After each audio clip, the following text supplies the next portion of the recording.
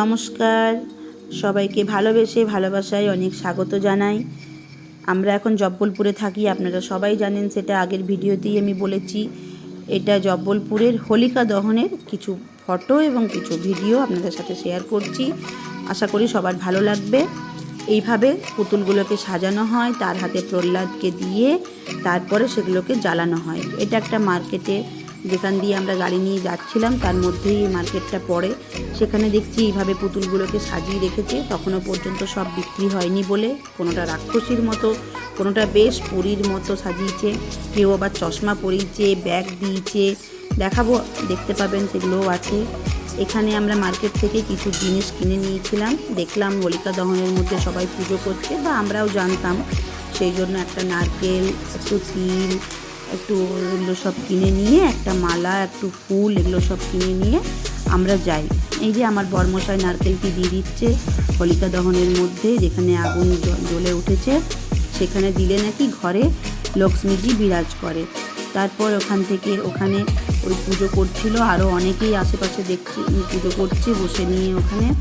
তারপরও কিছু তিল হাতের মধ্যে নিয়ে আমার বড় ছেলের মাথার তার দিকে ঘুরিয়ে, ওর যাতে নজর না লাগে সেই জন্য এই তিলটা ঘুরিয়ে তারপরে ওর মধ্যে দিয়ে দিতে হয়। আমার ছোটো ছেলেটি গাড়িতে ঘুমিয়ে গেছে, ওকে গাড়িতেই শুয়ে রেখে, আমার ভাই আছে গাড়িতে, ভাইয়ের কাছে ঘুমোচ্ছে। আমরা এখানে নামলাম, নেমে পুজো সেরে পুজো করলাম, সবাই মিলে এখানে দাঁড়িয়ে পুজো করলাম, প্রণাম করলাম কিছুক্ষণ ধরে।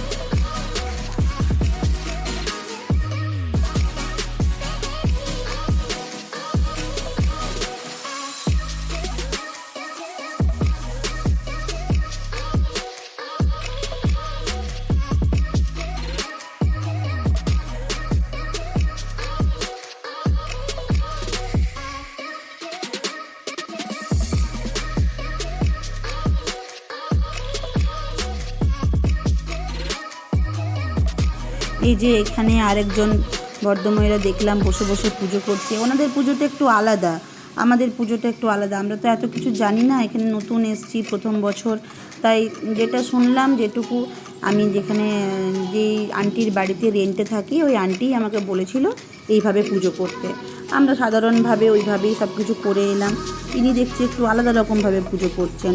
ওনারা জানেন, ওনারা ওনাদের মতো, এটা ওনাদের রিচুয়ালস, ওনারা ওনাদের মতো পুজো করছিলেন। আমরা ঠাকুরকে ডেকে তারপর ওখান থেকে প্রণাম সেরে ওখান থেকে আবার অন্য জায়গা যাব বলে ওখান থেকে বেরিয়ে গেলাম।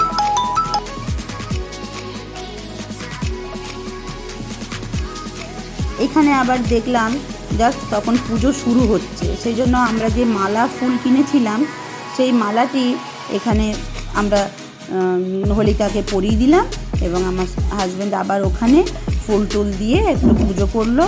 পুজো টুজো এখানেও আবার একটুখানি করলাম আমরা দাঁড়িয়ে। তখন আমরা বাইরে বেরিয়ে এসে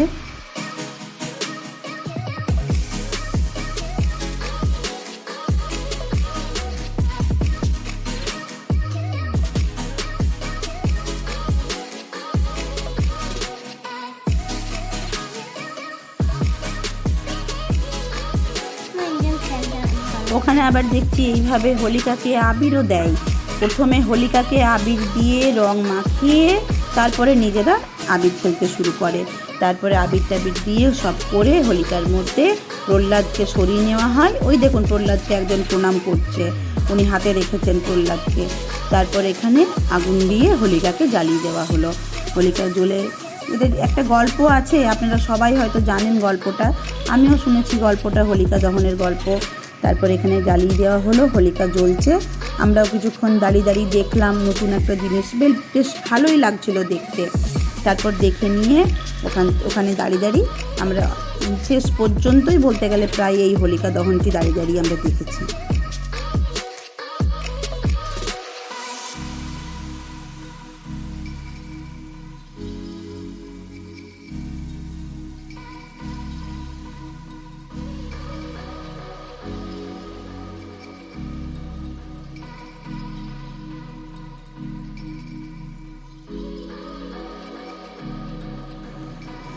আমার এই হোলিকা দহনটি দেখতে একটা জিনিস মনে হলো, আমরা অনেক হোলিকা দহন দেখেছি।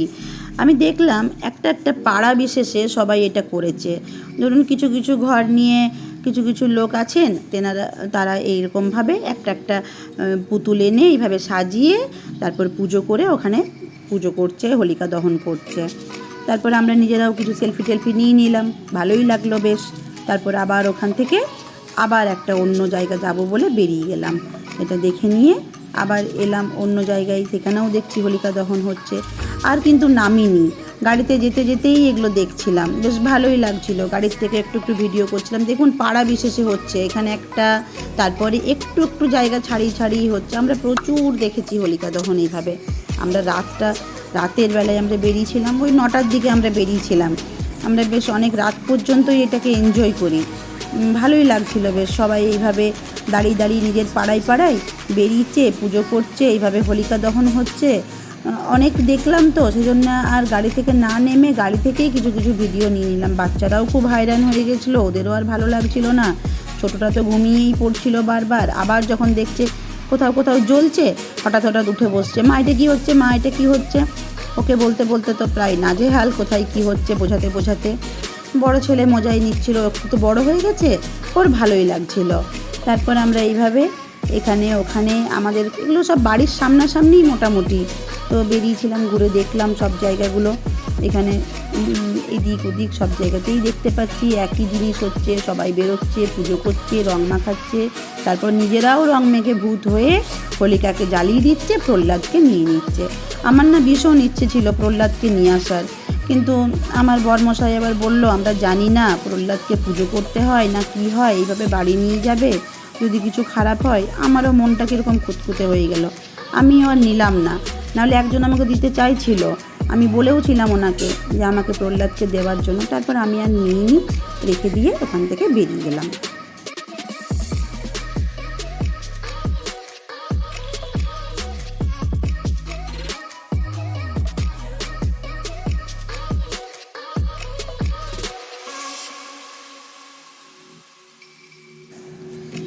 আমার আবার খুব ইচ্ছে হলো রাতের বেলায় মাকে ভিডিও কল করতে।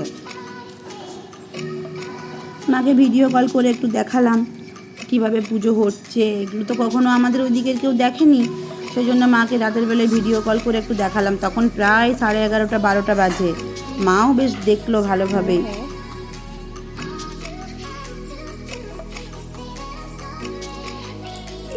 এই হোলিকাটি আমাদের দেখা সবথেকে বড় হোলিকা। হোলিকা রানী উপরে বসে আছে প্রহ্লাদকে ধরে, এখানে এটিও দহন হবে। কিন্তু এটা নিয়ে আমি বেশ আমার কেমন লাগছিল যে এত বড় হোলিকা কি করে জ্বালাবে, একে কীভাবেই বা নামিয়ে জ্বালাতে হবে না ওখান থেকেই জ্বালিয়ে দেবে। কারণ দেখুন ইলেকট্রিক তারগুলো সব উপর দিয়ে গেছে, তারপর উপরে গাছগুলোও আছে, ওনাদের হয়তো কিছু প্রসেস আছে, না হলে এত বড় হোলিকাটা বানাবেই বা কেন। তারপর ওখানে আবার সব দেখছি আবিরে একদম ভর্তি হয়ে গেছে, সব ওখানে নাচ করছে, আবির জ্বালাচ্ছে। হ্যাঁ, তারপরে বুঝতে পারলাম ওখানে ইলেকট্রিকগুলো খুলছিল, এটা পুরো খুলে নিয়ে সব কিছু তারপরেই হয়তো জ্বালাবে। বেশ অনেকটা রাত হয়ে গেছিলো, আর আমাদেরও কারোর এনার্জি থাকছিল না এটা দেখার মতো। শেষ পর্যন্ত দেখিও নি এটা জ্বালানো, বাড়ি ফিরে গেছিলাম, কারণ আর পারছিলাম না। অনেক প্রায় 12:30 1টা বাজছিল, বাচ্চাগুলোও খুব বিরক্ত হচ্ছিলো, ঘুমিয়ে যাচ্ছিলো। তাও কিছুক্ষণ দাঁড়িয়ে দাঁড়িয়ে দেখলো ওরা। এবার আমরা বাড়ি ফিরে যাই। চলুন টাটা, দেখা হবে নেক্সট ভিডিওতে আবার।